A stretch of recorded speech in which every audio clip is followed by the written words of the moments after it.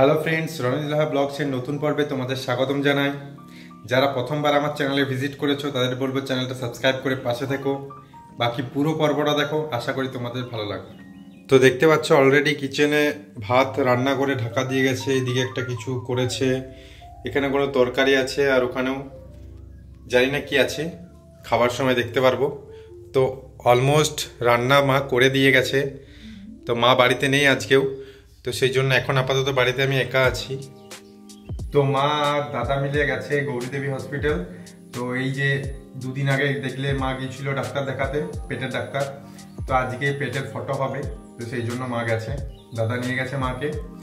বাকি বাড়িতে এখন কেউ নেই, আমি একাই আছি। আর এই যে রান্না কতটা করে গেছে আমি জানি না, মা বাকি ফোন করবে, এখন ডাক্তার দেখানো হয়নি, খালি পেটে গেছে। এখন খালি পেটে পেটের ফটোটা হবে, ডাক্তার দেখানো হবে। তারপর লাঞ্চের আগে মা ফোন করে বলবে মেবি সব রান্না করা আছে কিনা, তো তখন কনফার্মেশন পাবো। বাকি বাবা আসবে, তারপর দেখা যাবে লাঞ্চের সময়। খাবার যদি কমপ্লিট করা না থাকে তাহলে কিছুটা করে নিতে হবে আমাদের। বাকি ভাত তরকারি তো করে দিয়ে গেছে, দেখতেই পাচ্ছি।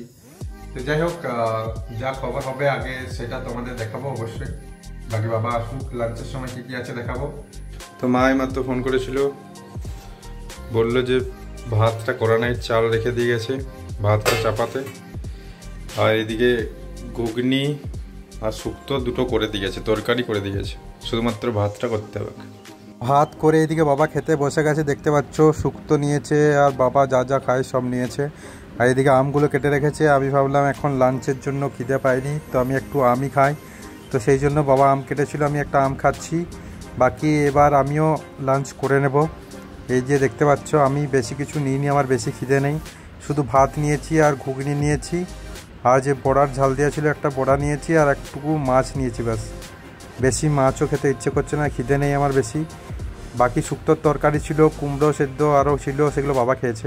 তো এদিকে আমি খাবারটা বেড়ে নিয়েছি, আর মা ওরা কল করেছিল, ওদের ডাক্তার দেখানো হয়ে গেছে, পেটের ফটো হয়ে গেছে, টেস্ট সব কমপ্লিট। ওরা এখন ওখানে খাচ্ছে, খেয়ে পরে বাড়ি আসবে।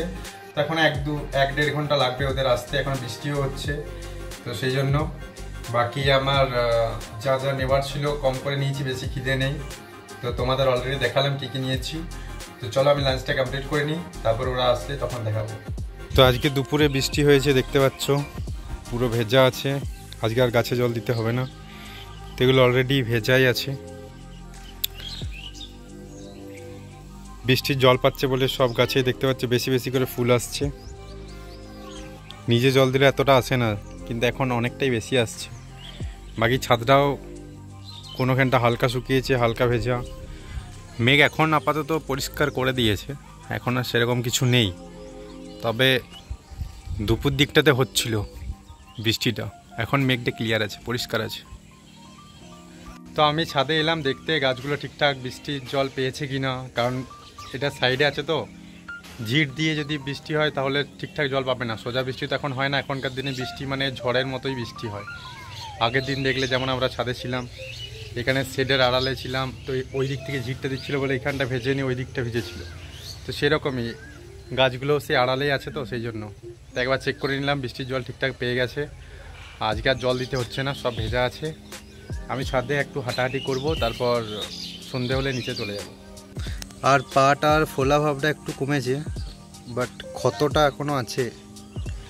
এটা আমি কোনো ওষুধ টষুধ তো খাইনি, একটা বাস অ্যান্টিবায়োটিক জেল ছিল, সেটাই জাস্ট লাগিয়েছি।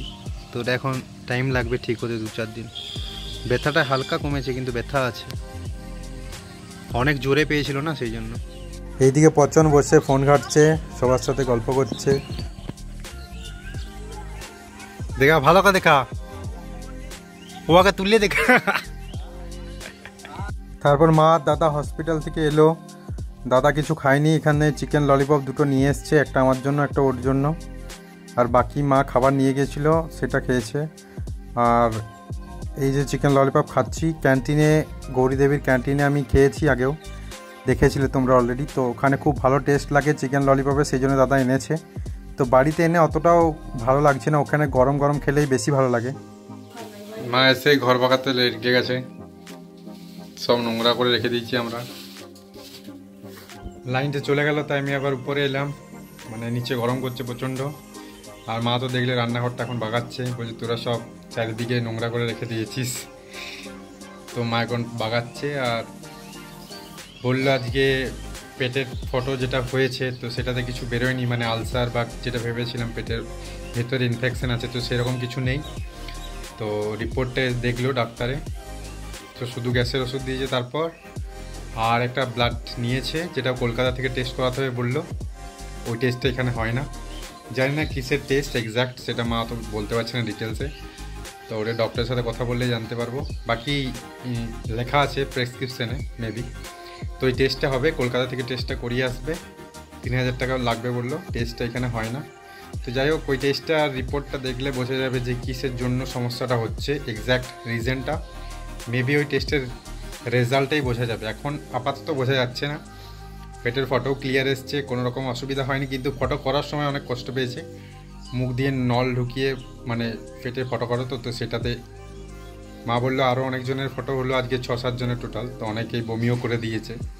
মায়ের সেরকম কিছু হয়নি, কিন্তু কষ্ট, গলাতে ব্যথা করবে, গলার ভেতরে নল ঢুকে প্লাস পেটে। যারা দেখেছে জীবনে এক্সপিরিয়েন্স করেছে তারাই জানে অনেকটা কষ্টের প্রসিজার এটা। তো যাই হোক, মা বলছে একদম বাগিয়ে পরে গ্যাসটা বাগিয়ে শুবে। তো এখন শুতে চাইছে না, প্লাস লাইনটাও চলে গেল, তো সেই জন্য বললো যে কাজটা সেরে নিই তারপরে একদম শুভ। তো মায়ের রুটি করা হয়ে গেল, দেখতেই পাচ্ছ কিচেনের অবস্থা। এই জাস্ট রুটিটা করলো। তো আমি এবার ডিনার করব। দেখলে মায়ের রুটি হয়ে গেছে কমপ্লিট, আর এখানে আমাকে খেতে দিয়েও দিয়েছে। আমি দেখাচ্ছি কী কী আছে ডিনারে। আর তাছাড়া আমি জ্বরের পর থেকে ভাত খাচ্ছিলাম না রাত্রে, কিন্তু আজকে অনেক ভাত বেড়ে গেছে, তো মা বললো 2টি ভাতও খেয়ে নিতে রুটির সাথে। তো 2টি ভাতও দিয়েছে, দেখো কী কী দিয়েছে।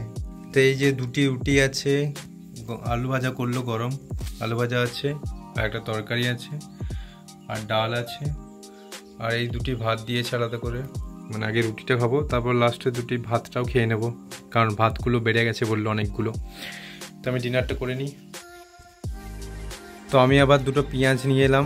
পেঁয়াজ ছাড়া আমার ভালো লাগে না, রাত্রে রুটি খেলে আমি পেঁয়াজটা আমার মাস্ট চাই। তো সেই জন্য পেঁয়াজটা নিয়ে এলাম। তো এবার আমি ডিনারটা কমপ্লিট করি, তারপর তোমাদের সাথে কথা বলছি।